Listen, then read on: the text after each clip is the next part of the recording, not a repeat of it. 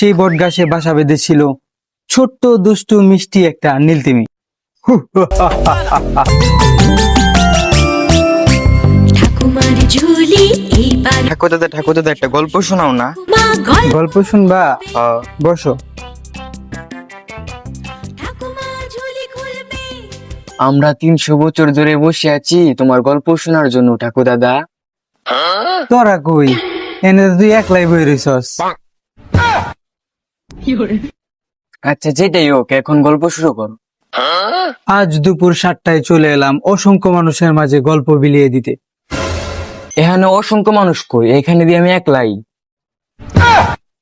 আচ্ছা যেটাই হোক, চল এখন গল্প শুরু করি। আজকে তোমাদের নানার ঘরের, নাতির ঘরের, পুতির ঘরের, জিয়ের ছেলের গল্প শোনাবো। অনেক দিন আগের কথা। এক ছিল বিশাল বটগাছ। সেই বটগাছে বাসা বেঁধেছিল ছোট্ট দুষ্টু মিষ্টি একটা নীলতিমি। হেড বেটা, নীলতিমি তো সাগরে থাকে, গাছে বাসা বানাইছে কইতে। হে বেড়া, আমি যেটা ঘুমো এটাই শুনলে হুন, না শুনলে জাগা আনতে।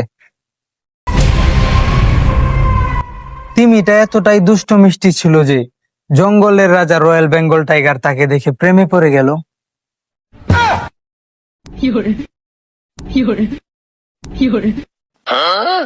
তাদের প্রেমটা এতটাই জমে গিয়েছিল যে লাইলি, মজনু, শিরি, ফরহাদ সবাইকে ভুলে গিয়ে জঙ্গলের যত পশু পাখি আছে সবাই মিলে তাদের লাভ স্টোরি দেখতে শুরু করলো।